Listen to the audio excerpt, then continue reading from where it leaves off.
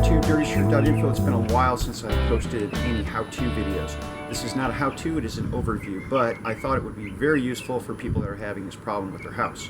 So we live in North Texas. It is September of 2017, and we do not have basements in this area of the country. What we have is a slab, and it's just pure dirt underneath.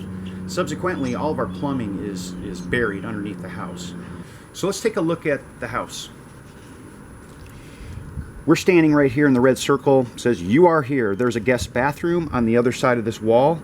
The kitchen is off to my right. So the main, the iron main, it's iron pipe, runs from the kitchen to the guest bath that we're doing the work on. It strikes up on the AC and heating unit in the middle of the house, goes to the master bath, then exits the house and goes to the city sewer. This guest bath area is actually where we're doing this. What happened was that the guest bath completely plugged up.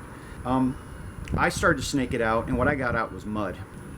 Through a lot of research, I've opted to create a tunnel. I've been doing it by myself, and there are a lot of pluses and minuses to doing that. Okay, so how much does it cost to tunnel up underneath the house? It's a variable expense. What we have to do is we have to create the hole on the exterior of the house 3 to 4 feet. Mine starts at 3 feet here, and it slopes down to 4 as I get underneath the house. The initial costs are about $4,000 to do that, and I'm generalizing, it's, you know, and some change or whatever. Every foot after that is about $250. We need 7.5 to 8 feet. Somewhere in there we think we'll find the problem. So if you start to do the math, it comes out to 5, 6 if you're not really sure how far you've got to go here, or $6,000, okay? Other costs that are involved, should you decide, then you have to have the plumber come out and do this. There is a variable expense with the city coming out to inspect, but it gets done quickly, right? They can do this, and it's just men with shovels and maybe some power tools, right? They get underneath here. There's no secret to this. It's tunneling. What I have is, and I'm maybe 3/4 into this, I've got about 4 or 5 yards of dirt here that all has to be put back. You can't just throw it in and, you know, pat, and it's done. That stuff has to be tamped down, right? All right, so let's take a look inside the hole and see how far I've gotten. I've got about 4 more feet to go of my 7.5 to 8 feet, somewhere in there. Take note of the red circle, and you see that stub pipe sticking out beyond the edge of the house. That is this. I've lived here for 33 years, and I never knew this was here until I started digging, right? These iron sections come in 6 foot sections, right? And they're laid end to end throughout the house, and that's how it's actually done. I've strapped it up so that as the supporting dirt is removed, that it could fall. I don't really know, right? So I strapped it to the foundation, and then when you start to get up underneath here, the plumbing starts to be revealed. Right, there's my tailings pile from today's dig, or half of it is from today's dig, or maybe a third of it. Let's go down in the tunnel. I did hit a bad pipe, and I want to show you that. So there's the waste. The main waste pipe runs all the way to the back. I have to do a little bit of crawling here, so forgive me, because this is just a tight spot. I'll get a light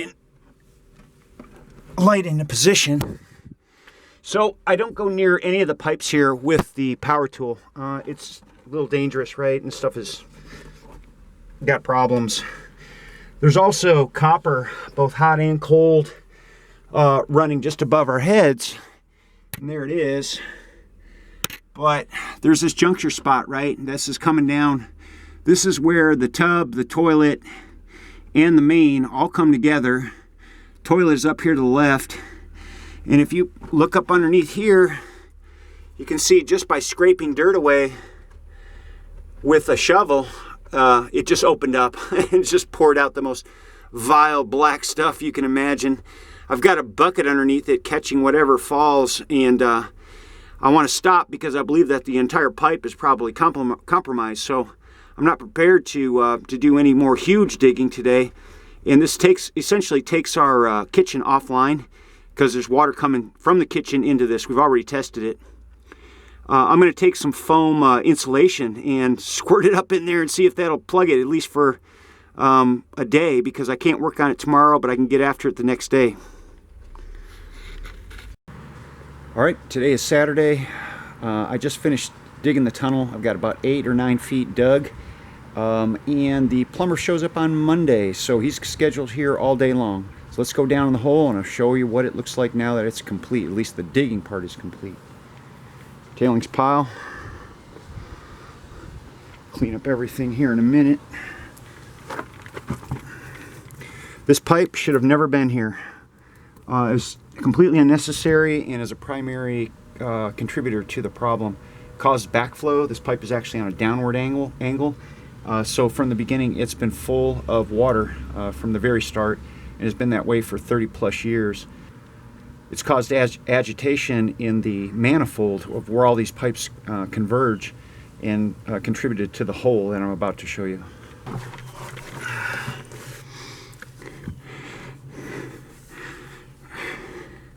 So when you snake out the pipe from the roof using the vent hole, the snake just goes right through this hole and into the mud, and does not, make the turn in order to, accomplish the clean out. So that's half the problem.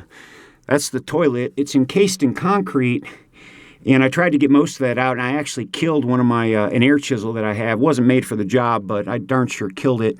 Over there is the feed to the kitchen, just beyond the copper, and it also is encased, and some more chipping on the concrete needs to happen. So the next time I shoot this video, I'm hoping that this will all be here. This pipe right here that runs to the exterior of the house will not even be present, so it's going to be a lot more roomy in here without this thing in my way when I get to do the, or start the backfill of the hole. He's paying 2 or 3 times more. All right, we are backfilling the tunnel here. Yeah, that's badass, right? And let's take a closer look. That big old pipe is gone. What we decided to do was only this piece. This elbow was put in place of the damage, and we are packing this in with mud balls. And Wayne, my plumber, is over here showing me the art of packing with mud balls. So he's kind of doing the difficult area around the pipes and everything, and then eventually this day will end, and I'll take over from wherever we've left off. But it's been awesome. It's sort of an art of handling dirt and clay and try and get it to do what you need it to do. You can see it packed all that up. We left all of the iron in place. There was nothing really wrong with that. It was very costly to get it replaced out of the toilet, back here to the tub, and just troublesome, right? So looks good.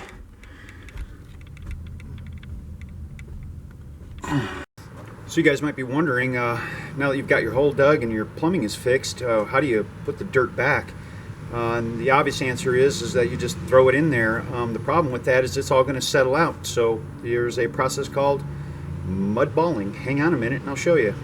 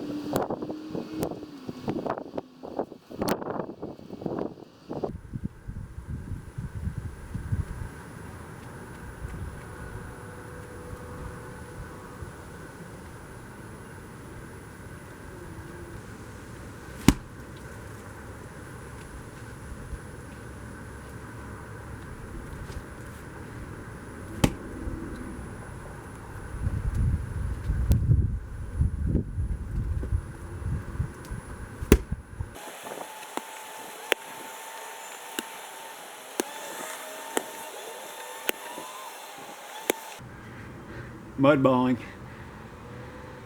All 8 feet, 3 by 3 or 3 by 4, depending on where you measure. That stuff gets tucked up inside the plumbing underneath the slab, tight as can be. You just keep on working on it and working on it and working on it until it's all in.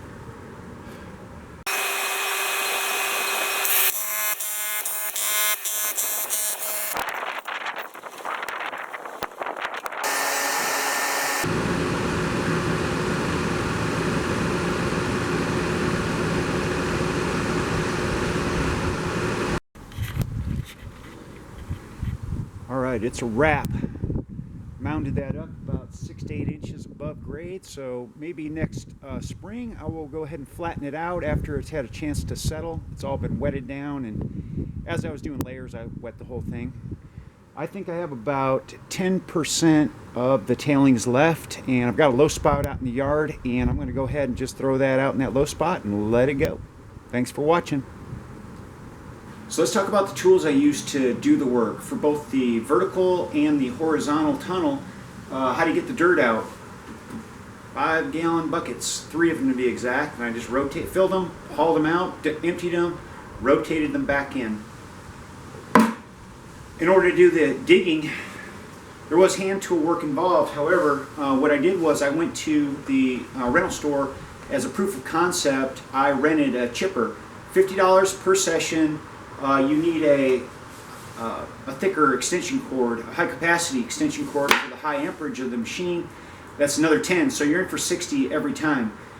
Is it a good deal or bad deal? It depends on how fast you want to dig, right? So there's your answer. What I ended up doing was I wanted to purchase my own tool because I have additional projects that I want to work on, and it cost me $750 all in with tax, and it came with, didn't come with them, I actually had to buy them separately. I've got the spade bit, the tamper bit, and the shank actually comes out and you can fit other heads to it. The purchase tool is superior in every way. One of the features that it has is it has this quick disconnect for the bit. It also allows you to rotate the head 12 positions, 30 degrees per, right? So you can go all the way around and it stays there, stays there. The rental tool had a trigger switch on it, on the handle. So since I couldn't rotate the head, I had to rotate the tool. So you're always running the tool with either your pinky or your index finger. This one just has a slider, and you turn it on, and as long as you're pushing, it actuates the blade. If you pull back, it stops. So the motor keeps running, but the blade stops. So it was superior in every way imaginable. Has a variable speed. Softer material, you slow it down. Harder material, you speed it up.